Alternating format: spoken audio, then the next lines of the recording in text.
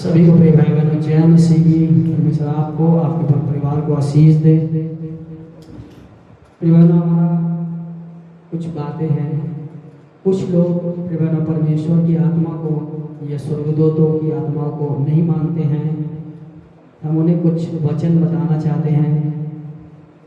देखिए, परमेश्वर ने बाइबल में प्रिय बहनों दिया हुआ है। यहाँ पे दूसरा इतिहास का 24:20 में तब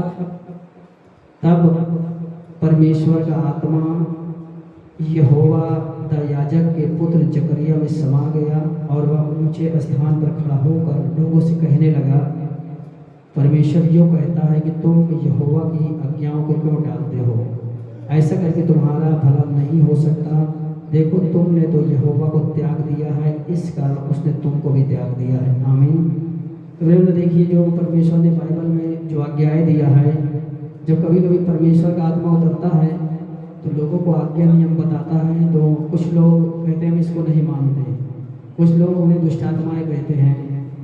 तो परिवारों, वो तो अपनी अपनी खुद की चॉइस है, कोई मानता है नहीं मानता, उनकी खुद की इच्छा है।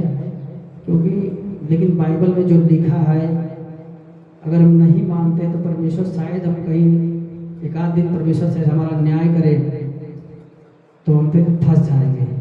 क्योंकि परमेश्वर ने सबोदेशक 2:10 में लिखा है कि कोई सारी व्यवस्था का पालन करे और एक बात में चूक जाए तो सारे बातों में दोषी ठहरेगा। कहीं हम शायद यहीं पर दोषी ठहर जाए तो गड़बड़ा जाएगा। और उन्होंने देखिए आत्मा के बारे में बताते हैं। परमेश्वर ने योएल के 2:28 में कहा, योएल की पुस्तक 2:28 में परमेश्वर ने कहा कि अंत के दिन में मैं अपने बेटा बेटियों पर अपनी आत्मा उड़ेलूंगा। मतलब परमेश्वर क्या करते हैं, अपनी आत्मा किसी बहन पर या भाई पर उड़ेलते हैं। इसलिए उड़ेलते हैं, अभी आएंगे तो परमेश्वर अपनी आत्मा लोगों पर उड़ेलते हैं। तो लोगों को मानना न मानना उनके ऊपर होता है।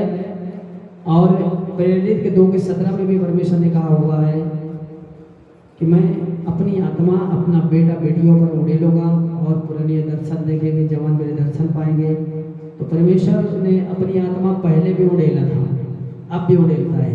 क्योंकि परमेश्वर कहता है कि इब्रानियों का 13:8 में लिखा है कि परमेश्वर का वचन कल और आज युगानुयुग एक सा है। परमेश्वर कभी बदलता नहीं, ना उसका वचन कभी बदलता है। जब जरूरत पड़ती है वो अपना वचन तब अपनी आत्मा भी भेज सकता है। तो इसीलिए प्रिय देखिए, परमेश्वर का आत्मा होता है। और दूसरा इतिहास का हम 15 में भी देखते हैं। 15 में दूसरा इतिहास का 15 में भी इसके बारे में जिक्र है। देखिए 15 से शुरू से पढ़ रहे हैं। तब परमेश्वर का आत्मा ओदेद के पुत्र अजरिया में समा गया और वह आसा से भेंट करने निकला और उससे कहा, हे आसा, हे सारे यहूदा और सारे बिन्यामीन, मेरी सुनो।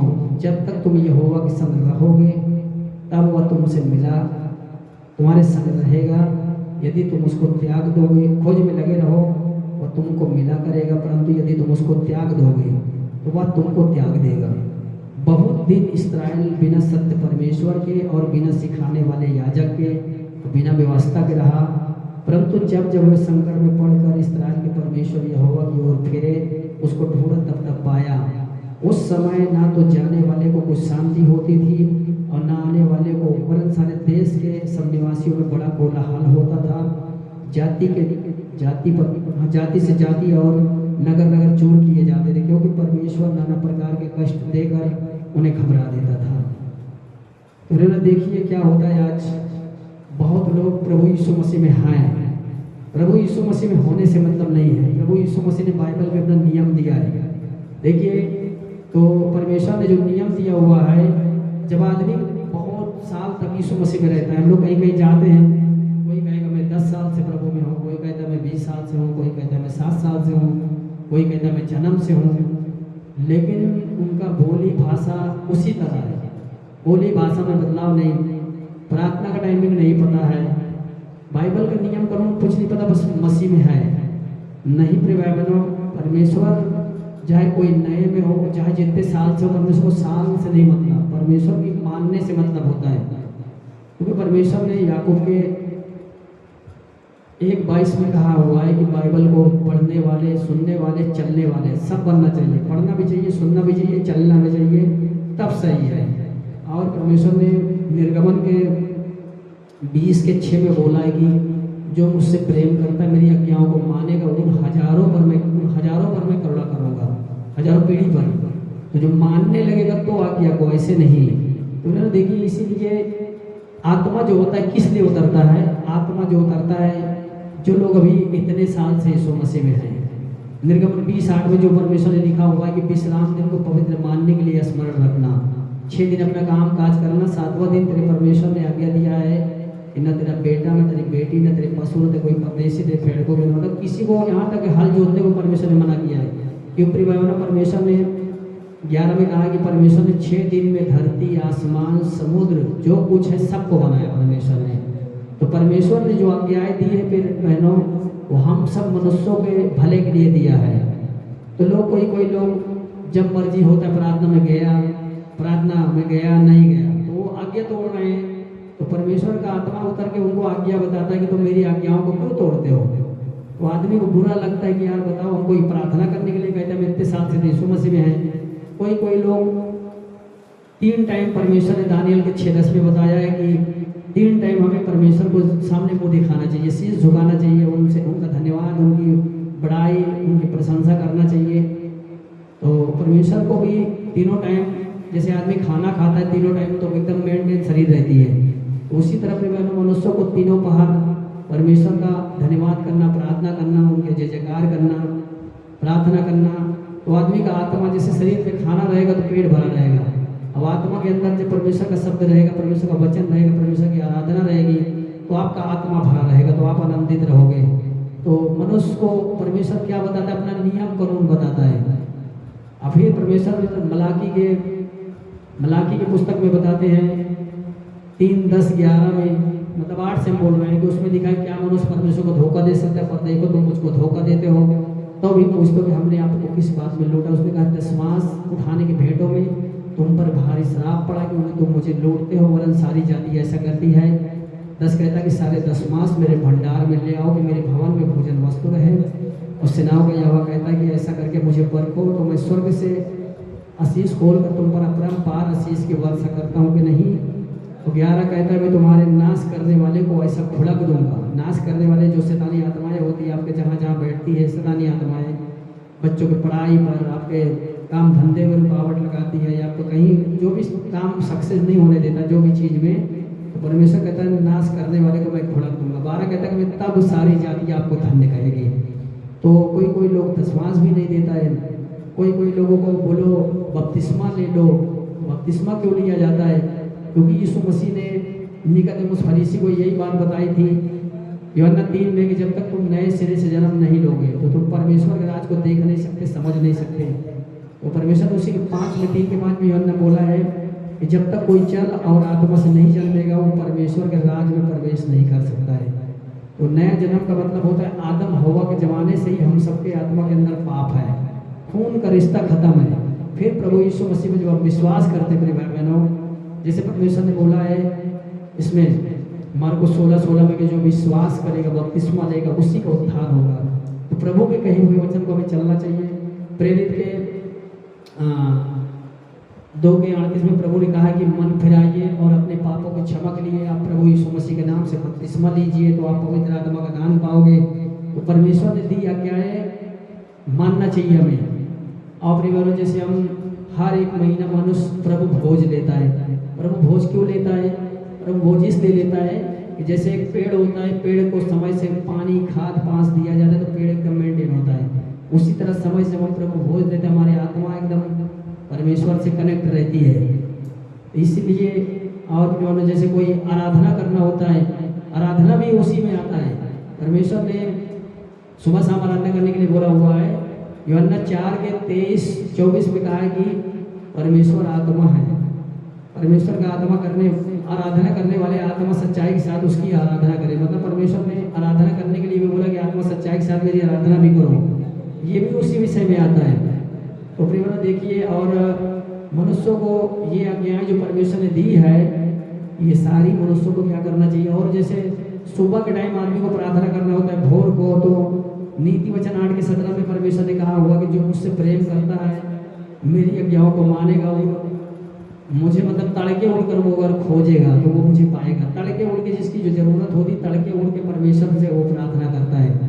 तड़के 5 बजे हो सकता है, 4 बजे हो सकता है, दिन निकलने से पहले प्रार्थना बंद कर सकता है मनुष्य, लेकिन हम ही सो जाते कभी कभी। हम आपको क्या बताएं, जिसकी जरूरत होती है प्रिय बहनों, तो वो उठता है, परमेश्वर से बातें करता है। हालेलुया। तो इसीलिए बहनों देखिए, तो आत्मा होती है।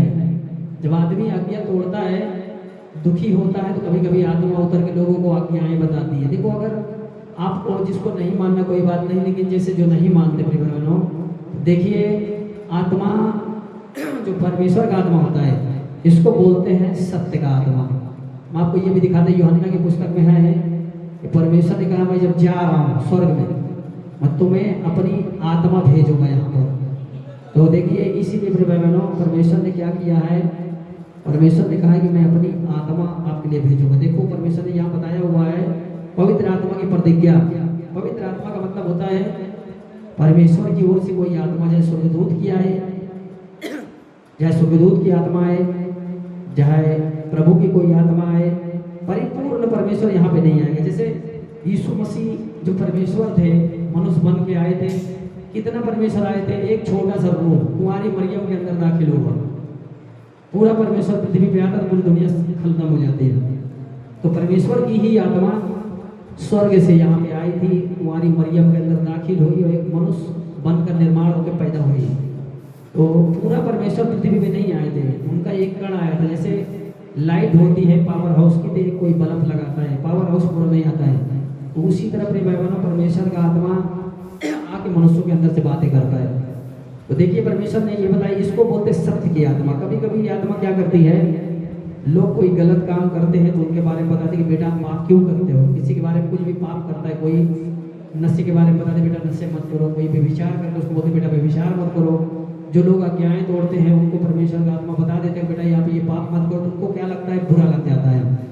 इसलिए देखिए, परमेश्वर ने सत्य की आत्मा के बारे में बताया था। यूहन्ना 14 के 15 से मैं पढ़ रहा हूँ, यदि तुम मुझसे प्रेम रखते हो तो मेरी आज्ञाओं को मानोगे, मैं पिता से विनती करूंगा और वह तुम्हें एक सहायक देगा कि वह सर्वदा तुम्हारे साथ रहे, अर्थात सत्य का आत्मा, जिसे संसार ग्रहण नहीं कर सकता, क्योंकि ना उसे देखता है ना उसे जानता है।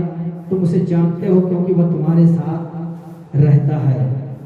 हालेलुया। तो इसीलिए मैंने देखो, सत्य का आत्मा, सत्य का जो आत्मा होता है वो आएगा तो परमेश्वर के ही बारे में बताएगा, चाहे किसी को लगे चाहे भगे। तो सत्य का आत्मा जो परमेश्वर का होता है वो आएगा तो वो बताएगा। अब किसी के लिए इसी तरह हमारे भवन में कोई एक बहन भाई बात कर रहे थे, नजदीक बैठे बैठे उनको डांट लगाई, परमेश्वर के आत्मा ने कहा क्या कर रहे हैं, उनको तो बुरा लगा कि यार मेरे को मना कर रहे हैं। अरे तो परमेश्वर के भवन में कोई ऐसा पाप करेगा तो परमेश्वर बोलेगा नहीं। तो प्रेमना, इसीलिए देखिए आत्मा होता है। और जो आत्मा को नहीं मानते हैं, देखिए यीशु मसीह ने इसके बारे में भी बताया हुआ है बाइबल में। यीशु मसीह ने क्या बताया हुआ है, मरकुस के 3 के 28 में ये परमेश्वर ने पहले से बोल रखा हुआ है। देख लीजिए प्रिय बहनों, इसको भी मरकुस का 3 का 28 पद में प्रभु यीशु मसीह ने इसके बारे में पहले से बोला हुआ है कि आने वाले समय में ये लोग मेरे नाम को बोलेंगे, मेरे नाम को उल्टा पलटा बोलेंगे। परमेश्वर को पहले से बता देता है। देखिए मेरे परमेश्वर ने यहाँ पे क्या बता दिया मनुष्यों को। हालेलुया, बोले यीशु मसीह की जय, बोले यीशु मसीह की जय। देखिए परमेश्वर ने बता दिया था यहाँ पे मरकुस का 3 अध्याय, मैं तुमसे सच सच कहता हूँ। प्रभु यीशु मसीह कहते हैं मैं तुमसे सच कहता हूँ कि मनुष्यों के संतान के सब पाप निंदा जो वे करते हैं क्षमा की जाएगी, परंतु जो कोई पवित्र आत्मा के विरुद्ध निंदा करे वह कभी भी क्षमा ना किया जाएगा, वरन वह अनंत पाप का अपराधी ठहरेगा, क्योंकि वे कहते थे उसमें दुष्ट आत्मा है। आज कोई आत्मा किसी पर आती है और किसी को कुछ अच्छी बातें बताने लगती। कुछ लोगों के अंदर शैतान मन में क्या करता है, बात डालता है कि हम ये सब नहीं मानते। क्यों नहीं मानते भाई? प्रभु ने जो याकूब के 2:10 में बताया हुआ है कि कोई सारी व्यवस्था का पालन करे, एक बात में चूक जाए वो सारे बातों में दोषी ठहर जाएगा। शायद कहीं हम इसी बातों में दोषी ठहर जाएं तो फिर हम क्या होगा हमारा एक दिन। तो इसीलिए फिर भाई बहनों, जैसे यहूदा इस्करियोती इतना यीशु मसीह के साथ चला, इतना चंगाई सभा में गया, इतना मीटिंग में गया, इतना साथ दिया, थोड़ा सा उसके शैतान मन में लालच डाला और 30 रुपया के चक्कर में यीशु मसीह को पकड़वा दिया और बाद में पैसा ले जाके वहाँ पे शास्त्री फरीसियों के आगे फेंका भी, लेकिन पश्चाताप नहीं कर पाया और बेचारा फांसी लगा लिया, डेड हो गया, नरक चला गया। थोड़ा सा पाप उसको नरक लेके चला गया। इसलिए फिर देखिए ये भी याकूब 2:10 में लिखा कि कोई सारी व्यवस्था का ही पालन करे, अगर एक बात में चूक जाए तो दोषी ठहर जाएगा। दोषी ठहर गया, क्या पता खुदा ना खास्ता कोई आदमी कहीं फंस ही जाए। तो इसलिए प्रिय बहनों, परमेश्वर की आत्मा का भी कभी आदमी को निंदा नहीं करना चाहिए। अगर नहीं समझ में आ रहा है जिसको, परमेश्वर से उपास करे, प्रार्थना करे, परमेश्वर उसको समझा देगा, बता देगा खुद ही। हम भी पहले डाउट करते थे, लेकिन अब डाउट नहीं करते। अब हम बोली से पहचान लेते हैं कि कौन इसके अंदर कौन सी स्पिरिट बोल रही है। इसीलिए फिर देखिए कभी कभी क्या हो जाता है, और एक वचन देते हैं आप लोगों को। यहाँ पे परमेश्वर ने बताया हुआ है यूहन्ना 3 अध्याय के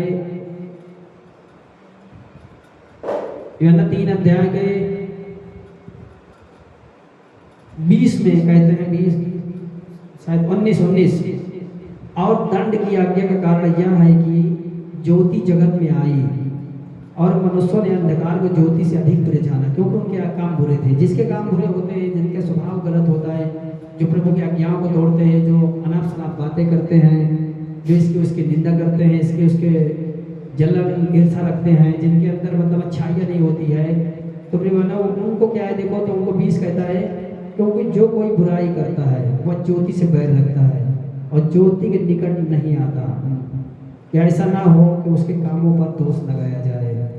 परंतु जो सत्य पर चलता है वह ज्योति के निकट आता है, ताकि उसके कामों पर प्रकट हो और वह परमेश्वर की ओर से। इसीलिए फिर देखिए मनुष्य को परमेश्वर ने बता दिया, कोई भी काम बुरे होते उनको कोई सच्चाई बताएं। एक बार हमारे गांव में एक बहन थी और उन पर पवित्र आत्मा उतरा। तो पहले यहाँ पर वेदी नहीं थी, यहाँ वेदी बनी थी ऐसे, तो यहाँ पे कोई हमारे रिश्तेदार आ जाते थे, तो वहाँ पर लोग क्या करते थे, वहाँ पे लोग अपना नाश्ता रख के टेबल की तरह उसी पे खाते थे, जूट गिराते थे। बहुत दिन से चलता था, जूता पहन के भी चले जाते थे वेदी पे, ऐसे ही था। तो एक दिन एक बहन पर हमारे गाँव में पवित्र आत्मा उतरा और उसने बताया, कहा इस जगह जो मेरी वेदी है, इस जगह पे कोई अपवित्र लोग नहीं जाएंगे। कहा कोई जो बपतिस्मा नहीं है, जिसका जीवन अच्छा नहीं, कोई इस वैदिक प्रयास नहीं जाएगा। तो देखिए अपने बहनों, फिर वहाँ पर देखिए तो वेदी के पास फिर जाली लगाई गई। फिर हम लोग भी डर भय मानने लगे कि यार जैसे कहीं पे देखो, कहीं कोई जो स्थान होता है किसी चीज़ का भी, तो आदमी हर स्थान का एक सम्मान करता है, कोई चप्पल उतार देता है, वहाँ पर कोई साफ सफाई करता है, हर एक जगह का स्थान जो होता है। उसी तरह फिर परमेश्वर का वेदी भी होता है, तो परमेश्वर की वेदी के पास गंदगी नहीं होना चाहिए वहाँ पे। तो वहाँ आत्मा ने बताया कि कई लोग हमारे गांव के आ गए थे, तो उन्होंने कहा कि ये मेरे विश्राम दिन को तोड़ते हैं। तो वो लोग शांत थे, कहा ये इतने साल से मानते मेरे विश्राम दिन में कभी आते हैं कभी नहीं आते हैं। फिर उसके बाद उन्होंने प्रार्थना के लिए लगा, इस समय से कोई प्रार्थना नहीं करते हैं समय से। तो उनके बाद काफ़ी उनको बताया गया, उल्टी पल्टी बातें भी करते हैं, प्रभु को भी मानते, सब बहुत बातें बताई आत्मा ने। तो हम तो सारा बाइबल से जांच कर पड़ताल कर रहे थे कि सब बातें बाइबल से हो रही है। फिर लास्ट में बोला गया कि ये लोग दशमांश नहीं देते। जब दशमांश का नाम लिए तो वहाँ पर कुछ लोग थे झुझला उठे, हाँ यार अभी इनका पैसा दिए बड़ी लगत है। तो परमेश्वर आत्मा फिर शोकित हुआ, लेकिन मेरे अंदर से फिर थोड़ा गुस्सा आया। मैं बोला भाई अगर आपको नहीं मानना तो आप यहाँ से चले जाइए। उनको बड़ा बुरा लगा था। इसलिए फिर देखिए परमेश्वर ने बाइबल में निर्गमन के 20 के 7 में कहा कि मेरा नाम व्यर्थ नहीं लेना। तो हम जानते हैं परमेश्वर का नाम अगर व्यर्थ लेंगे तो परमेश्वर अगर हमें दंड दे इसीलिए मनुष्य प्रभु के दास ही डांट दिए ज़्यादा बेहतर है। जैसे एक बार इजरायली लोग जब बछड़ा बना लिए थे, बछड़ा बना के उसी के आगे झुकना दांडवत करना चालू कर दिए थे, तो यहोवा परमेश्वर ने मूसा से कहा मैं इन इजराइलियों को सारे को मैं मार डालूंगा। तो मूसा ने कहा प्रभु आप ही ने कहा था कि मैंने कनान देश में ले जाऊंगा, दूध दही मक्खन के देश में ले जाऊंगा, लोग क्या कहेंगे इनको तो मार देगा। तो मूसा के द्वारा 3,000 लोगों को वहाँ पे 3,000 लोगों को डेढ़ करवा दिया गया था। तो परमेश्वर का क्रोध शांत हो गया था। तो प्रभु के दास भी कभी कभी लोगों को डांट देते हैं, कह देते हैं, तो लोगों को बुरा लग जाता है। प्रभु के दास नहीं डांटेंगे तो प्रभु उनको दंड देगा, क्योंकि याजक होने के नाते, दास होने के नाते मनुष्य को बोलना पड़ता है। अगर नहीं बोलेंगे तो फिर सेवक का काम डांटने की जगह डांटना, प्यार की जगह प्यार, समझाने की जगह समझाना, हर चीज़ में उनको मतलब प्रभु अगुवाई करता है कि क्या क्या बोलना है, कैसे प्रजा को संभालना है, कैसे समझाना है। अगर सिर्फ प्रेम ही प्रेम रखें तो कोई डरेगा ही नहीं, कोई आज्ञा भी नहीं मानेगा। इसलिए फिर बहनों देखिए कभी कभी कोई लोग आज्ञा नहीं मानते, इधर उधर की बातें करते, बुराइयाँ करते, उनको हम कह देते हैं। जैसे अभी शाम हो जाए तो किसी से बोल देंगे कि आप प्रार्थना शाम के किए हो, तो कभी कभी बोलेंगे हाँ और नहीं किए रहेंगे। तो परमेश्वर मन में बताते कि हम सच बताइए तो प्रार्थना करेंगे, कहने भी नहीं प्रार्थना किए तो उनको बोल देते कि भैया प्रार्थना कर लीजिए, तो प्रार्थना आपके लिए करेंगे, तो उनको तुरंत मन में क्रोध आ जाता है। बताओ हम कोई प्रार्थना नहीं करते, भाई आप खुद ही प्रार्थना नहीं करते, दूसरे को भी परेशान कर रहे हो। तीसरी प्रश्न देखिए, तो आत्मा हमें क्या सिखाता है? आत्मा हमें परमेश्वर के वचन, नियम, कानून, आज्ञा बताते हैं। लेकिन मनुष्य को क्या होता है, जिसको इधर उधर करना है, अंधेरे में रहना है, अंधकार के कामों में व्यस्त रहना है, नाम से मसीही काम शैतानी, जो पाप का जीवन जीते हैं। पाप करने वाला परमेश्वर की ओर से नहीं होता है, तो शैतान की ओर से होता है। वो जरूर प्रभु में रहे। यहूदा इसको यीशु मसीह के साथ रहता था, लेकिन उसके काम क्या थे? उसके काम गलत थे। तो यीशु मसीह में रहने से मतलब नहीं होता है, यीशु मसीह की मानने से होता है। इसीलिए प्रिय बहनों मैं फिर कहता हूँ, जिनको पवित्र आत्मा पर डाउट हो, शक हो, तो पवित्र आत्मा के बारे में जानना है तो उपवास करे, अच्छा बने, पवित्र मन को उपवास करे, प्रार्थना करे, परमेश्वर अपनी आत्मा को उस पर भी उड़ेल देगा। फिर आदमी जान जाएगा, शक डाउट उसका खत्म हो जाएगा। जब तक अच्छा जीवन नहीं होगा, परमेश्वर किसी पर भी अपनी आत्मा भेज सकता है अपनी जरूरत के अनुसार, लेकिन परमेश्वर खुद का मालिक है, उसका कोई मालिक नहीं है। इसी तरफ निर्भर देखिए, यूहन्ना की पुस्तक जो पत्री है, यूहन्ना के 3 में परमेश्वर ने ये बताया हुआ है, यहाँ पे परमेश्वर ने बताया हुआ है 3:6 पत्री का, कि जो कोई उसमें बना रहता है तो वह पाप नहीं करता, और जो पाप करता है उसने ना तो उसे देखा है, हाँ ना तो 6 जो कोई उसमें बना रहता है वह पाप नहीं करता, और जो पाप करता है उसने ना तो उसे देखा है और ना उसको जाना है। हे बालकों, किसी के भरमाने में ना आना, जो धर्म के काम करता है वही उसके समान धर्मी है, और जो कोई पाप करता है वह शैतान की ओर से है। हे बालकों, शैतान आरंभ से पाप करता आया है, परमेश्वर का पुत्र इसलिए प्रकट हुआ कि शैतान के कामों का नाश करे। जो कोई परमेश्वर से जन्मा है वह पाप नहीं करता, क्योंकि उसकी बीज उसमें बना रहता है, वह पाप कर ही नहीं सकता, क्योंकि परमेश्वर से जन्मा है। आमीन। तो इसी से परमेश्वर की संतान और शैतान के संतान जाने जाते हैं। जो कोई धर्म के काम नहीं करता वह परमेश्वर की ओर से नहीं, ना वह जो अपने भाई से प्रेम रखता है। आमीन। इसीलिए फिर देखिए, मनुष्य, अब जैसे आत्मा की बात आ गई, आत्मा कभी कभी जैसे दुष्ट आत्मा का आत्मा आएगा, दुष्ट आत्मा का काम क्या होता है? दुष्ट आत्मा अपना वाला बताएगा कि मुझे क्या चाहिए, मुझे क्या चढ़ाना है। दुष्ट आत्मा तो किसी के शरीर में खेलता है तो अपना ही पूरी बाजी, अपना ही वो जो बकरा छौना भेड़ा जो लेता है वो तो वही वाला बताएगा, वो थोड़ी प्रभु के बारे में बताएगा। दुष्ट आत्मा का काम क्या होता है? दुष्ट आत्मा अपना चीज बताता है कि मुझे, मेरे को भूख लगी, मुझे ये चढ़ा दीजिए, मुझे ये चढ़ा दीजिए, मुझे ये चढ़ा दीजिए। वो अपना बताएगा कि प्रभु की बात थोड़ी बताएगा वो। इसलिए प्रिय बहनों, परमेश्वर का आत्मा आपको बाइबल की बात बताएगा, आपको पाप से मना करेगा, गलत रास्ते पे जाने से मना करेगा। और शैतानी आत्मा को तो एक बच्चा भी जान जाएगा, वो तो आता है आगे ईश्वर पीछे में बोल के तुरंत वो अपना मांगना चालू कर देता है। तो इसीलिए प्रिय बहनों, परमेश्वर का आत्मा परमेश्वर की बातें बताता है, पाप से मना करता है, गलत नशे के लिए मना करेगा, लड़ाई झगड़े को मना करेगा, गाली देने को मना करेगा, प्रार्थना में जाने के लिए कहेगा, विश्राम दिन मानने के लिए कहेगा, सांस देने के लिए कहेगा, आपको प्रभोज देने कहेगा, आपको पवित्र जिंदगी जीने के लिए वो कहेगा। गलत रास्ते पे जाओगे। हम भी अगर कभी कभी अगर हम पहले प्रार्थना में जब हम लोग आते थे तो कभी कभी हम अपने पत्नी को रोज डांटते थे जल्दी प्रार्थना में चलिए, तो कभी कभी बहुत पुरानी बात है, तो हमारी पत्नी को कभी कभी गुस्सा आ जाता था कि आप हमें दिन भर डांटते रहते हो। तो परमेश्वर का आत्मा एक दिन मुझे डांटा, कहा तेरे वजह से मेरी दासी क्रोधित हो जाती है। तो बोला क्या पाप किया मैंने? कहा आप मेरी दासी को ऐसी ऐसी बात बोलते हो क्रोधित हो जाती है। कहा उसके कारण आप हो। तो बाइबल में एक जगह लिखा हाय उस पर जिसके कारण ठोकर लगती है। उस दिन से मैं कुछ नहीं बोलता। हमको पता है कि हम भी अपना जितना सजते हैं, हम भी सजते हैं, वो भी अपना जितना सजते हैं वो सजते हैं। तो समय से लेट भी हो जाता है प्रार्थना में, लेकिन अगर लेट भी हम प्रार्थना में आते तो भी प्रभु अपनी महिमा दिखाते हैं। जो लोग भी दुखी नचार बीमार आते हैं प्रभु उनको छुटकारा दे के ही भेजते हैं।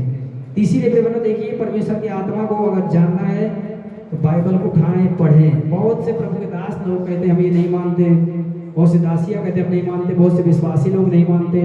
अब जब हम परमेश्वर को मानने वाले लोग ही नहीं मानेंगे तो अविश्वासी लोग का मानेंगे?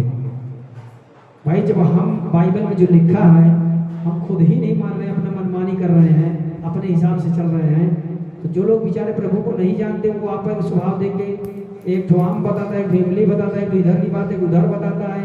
तो जब मसीह वाले में नहीं एकता तो दूसरा आदमी उसी को देख के प्रभु की ओर का आएगा। वो जैसे प्रभु बोलते तुम जगत की ज्योति हो, जगत के नमक हो, और नमक का पूरा लोथरा नमक है। इसीलिए प्रेम देखिए, आत्मा के बारे में जानना है तो पहले मन को ठंडा करो, मन को पवित्र करो, क्योंकि शैतान मन में ही घुस के क्रोध करा देता, चिड़चिड़ा देता है। इसीलिए लोग आत्मा की बातें नहीं समझ पाते कि आत्मा कहना क्या चाहता है। आपको कहीं मैं सब जानता हूँ, सब जानने का मतलब एक ही भाषा है, कुछ नहीं जानता। जो सब जानता है वो नहीं जानता कुछ भी, और जो थोड़ा बहुत जानता रहता है वो कहेगा भाई मुझे इतना मालूम है। इसीलिए प्रेम देखिए, अगर कहीं आत्मा शोकित हो गया, साउल राजा के अंदर परमेश्वर ने आत्मा दिया था। साउल राजा का जीवन जब गलत चला गया तो उसके अंदर से आत्मा चली गई। जब आत्मा चली गई तो वो बाद में दुष्ट आत्मा उसके अंदर आ गया। दुष्ट आत्मा जब आ गया तो उसको किसी हाल में नहीं ठीक हो पाया। इसी तरह कभी कभी आत्मा शोकित होती है और आत्मा जब शरीर से निकल जाती है, यही बाइबल बताती मत्ती 12:43-44-45 की, जब दुष्ट अशुद्ध आत्मा मनुष्य में से निकल जाती है तो सूखी जगह विश्राम ढूंढती फिरती है। जब नहीं पाती तो अपने से 7 बुरी आत्माओं को और लेके आती है, उस मनुष्य की पिछली दशा पहले से और भी खराब कर देती है। इसीलिए मेरे भाइयों, आत्मा का निंदा ना करे जहाँ तक हो सके। परमेश्वर को जांचिए, परखिए, बाइबल को पढ़िए सही ढंग से। नहीं तो अगर परमेश्वर जो अभी बताया था, अपना जो मरकुस का 3:28 पद की, जो परमेश्वर की आत्मा की निंदा करते हैं ना उन्हें न यहाँ क्षमा मिलेगा ना स्वर्ग में मिलेगा। क्या पता शायद हम कहीं से दोषी हो ही जाए। और जो याकूब 2:10 में लिखा है कि सारी व्यवस्था कोई पालन करे, एक ही बात में चूक जाए, सब बातों में दोषी ठहर जाएगा, तो एक दिन शायद यही बातों में हमें उठा के नरक में फेंक दिया जाएगा, तो हमारा सब व्यर्थ हो जाएगा। फिर जितना प्रभु परिश्रम किए हैं कहीं व्यर्थ न हो जाए। इसीलिए प्रेमाना देखिए, छोड़ो, इसीलिए प्रेमाना देखिए, हम सबको सही तरीके से प्रार्थना करना है, समझना है बाइबल। बाइबल कोई खेल तमाशा नहीं है कि कोई भी सेवक बन जाए। याकूब के 3:1 में परमेश्वर ने बताया कि बहुत सारे उपदेशक ना बने, नहीं उपदेशक और दोषी ठहराए जाएंगे। आज तो कोई थोड़ा से एक भूत निकाल लिया, थोड़ा प्रार्थना कर लिया, थोड़ा बता दिया, कलीसिया को भरवाना चालू, भाई मैं भी अब प्रार्थना कर लेता हूँ, उधर मत जाओ, मेरे पीछे आओ। ऐसे नहीं होता है। पूरा आदमी जानकारी लेके पहले प्रभु के दासों का गुण क्या होता है, कैसे चलना, कैसे रहना, कैसे बोलना, क्या नेचर होता है। प्रभु जब अगुवाई करे तब उसको सेवकाई करना चाहिए। नहीं तो अंदरा गुरु बहिरा चेला सब नरक में ठेलम ठेला होता है, कच्चा गुरु कच्चा चेला गड़बड़ होता है। इसीलिए पहले मनुष्य जानकारी ले ले, नहीं कि थोड़ा सा जान लिया डा डा डा डा करना चालू कर दे। इसीलिए सोच समझ के प्रभु की सेवक जो खड़ा हो बुराई ना करे, क्योंकि एक दिन परमेश्वर हर एक बातों का न्याय करेगा मनुष्यों का, तो आदमी बहुत पछताएगा बाद में।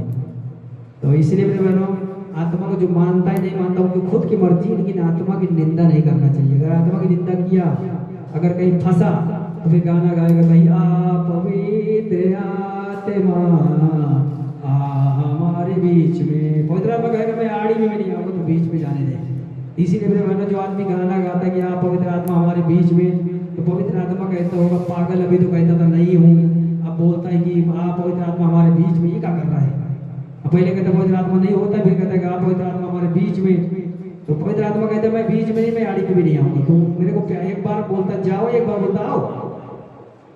इसीलिए पवित्र आत्मा नहीं कहीं आता है।